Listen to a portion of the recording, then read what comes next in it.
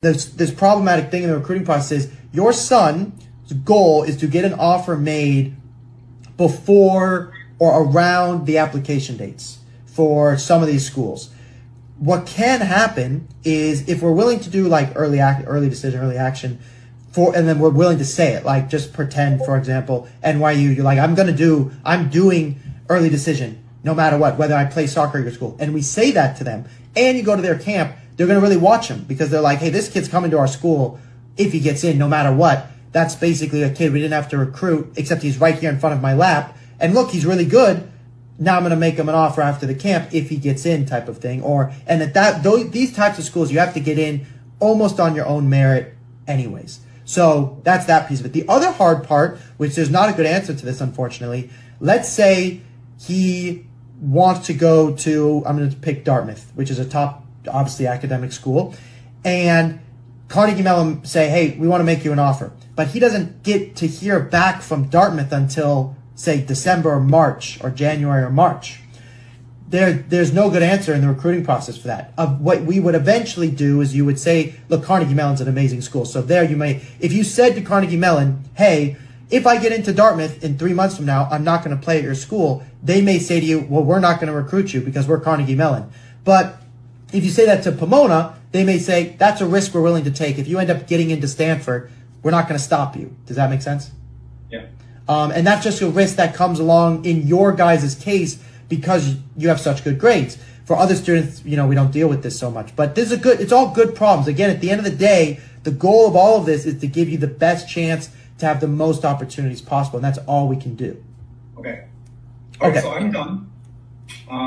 You go ahead and work with Zev. And we'll chat again, Zev, after the Division 1 process you're going. Yeah. So just before you go, the one last thing is, and so I'm going to have, August, I'm going to have you you're going to do it all and I'm going to do it all with you, but you want to bounce this off your father. Once we've picked the schools, if you guys as a family go, well, we like that one academically, or we need to do more research on that one. Once that's done, which we should have done by today or the end of this week, those are the camps we're going to. And then we're going to lock them in. And then at that point, it's just a follow-up process after the camp, before the camp, etc., depending on MLS Next. Yeah, so what I'm going to tell August is that, you have to have some kind of a direction what you want to study. I want to give an example that, for example, Harvey Mudd, I know it's small, but that's 100% STEM focused, right? There's no other business school and stuff like that. Pomona is almost all liberal arts. There's no engineering business school there. Well, there probably are. Not in Pomona, I looked. No business school? No business school. And it's all like liberal arts. So you can look again if I were wrong. But Carnegie Mellon is a big school that has many, many majors that are available for you. So you have to look at these schools, see what's important. Occidental, I think, is another one of those schools that don't have all the majors or area of study. So before you go to the camp, you got to make sure these schools have the area of interest to study for you. And to that point, I'm glad you brought that up. This is something we talked about on our first call, and I kind of asked a few questions. As of this moment, August, if I said to you, like, do you love math? What would you say? No. Okay, so already, unless you feel otherwise, engineering is not going to be a very lovable place if you don't love math. And if you say, August, also, if I said to you, do you love chemistry? Undecided? No. No. Okay, do you love biology? Yes. Okay, so biology now, that's in the medical field. So now we're going physical therapist, which is not very good money unless you get a master's degree, or you go be a doctor, which is obviously being a doctor. So now we go, biology is a yes, you like biology. If I said to you, what do you prefer more, biology or creative writing? What would you say? Biology. Okay, so that's super helpful. That means liberal arts is kind of not in the mold. So this has been super helpful so far. Okay, let me give you another one. If I were to say to you, one day you could be a doctor and own your own practice. So you'd be a businessman, right? Because you can have your own practice, but you will be in the field in the medical field. Do you say to yourself, of the classes you've taken and you visited doctors before or hospitals, are you like, yeah, I would like potentially to take care of people's health? Yeah.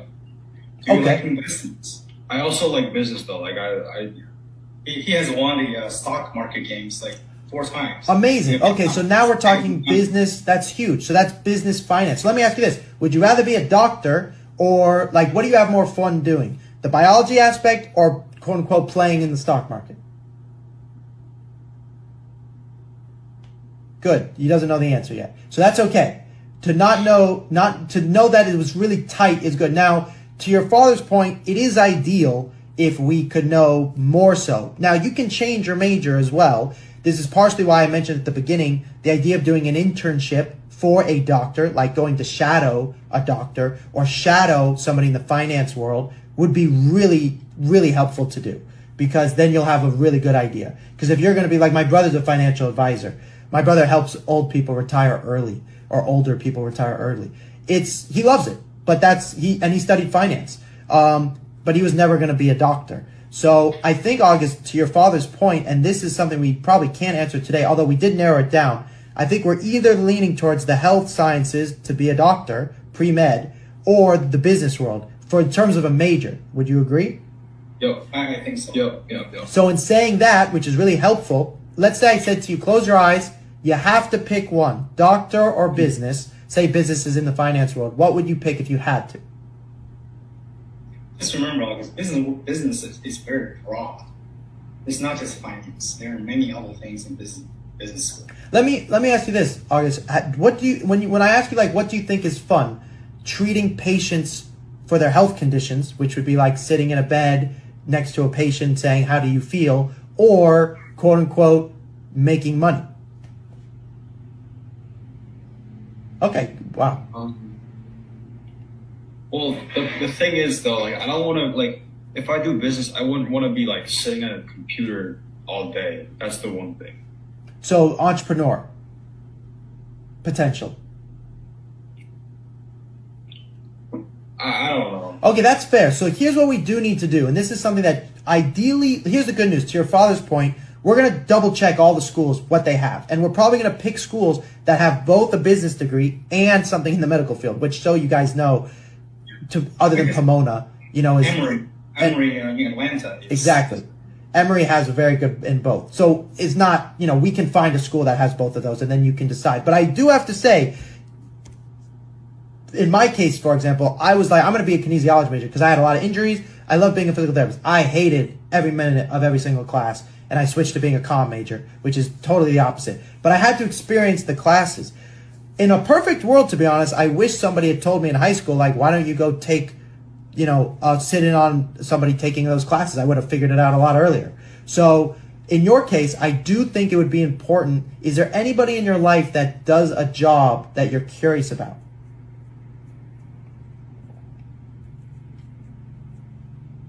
No, I don't think so. Okay. So look, this is a discussion. We don't have to finish that one today. The point is we narrowed it down already. Business, the medical field. That's pretty damn good. I'm just really torn between those two. That's all. The other thing, as I mentioned, if you do, in terms of a financial stability place, although business can be a very good place, if you go to become a doctor, odds are down the line you can do your own business and then you're a doctor who has their own business. But also, it's a lot more school to go into medical school than it is necessarily. That's the one drawback, but the money is very enticing for being a doctor. Yeah, that's true. And in business, look, you can do things in business that are also good. So, look, we'll talk about that. Yeah. Can I ask, what do you do, Mr. Wang? I was a finance director, and now I'm a project manager. But my major in college was business management, bachelor's, and master's degree in accounting. I'm also CPA. Oh, you're a CPA. Amazing. Yeah, my brother's a CFP. So, August, have you shadowed your father before at his work? Not really. No. He's Okay. not interested in what I do. Okay, so are you not interested because you've never done it before or because you've seen what he does and it does not sound appealing? Because I've never seen what he does. Okay, so that doesn't count. You need to go watch what he does then, and then you can decide you don't like it. Because it'd be really helpful. If you end up liking it, that's going to tell us a lot about your major. Okay. Okay, so I'm going to put that on here. Follow Dad for a day. Is that okay with you, Mr. Wang? Yeah, that's fine. But I'm no longer doing finance. Okay, right, your project management. That's a good point. Yeah. Is that a field? You're his father. This is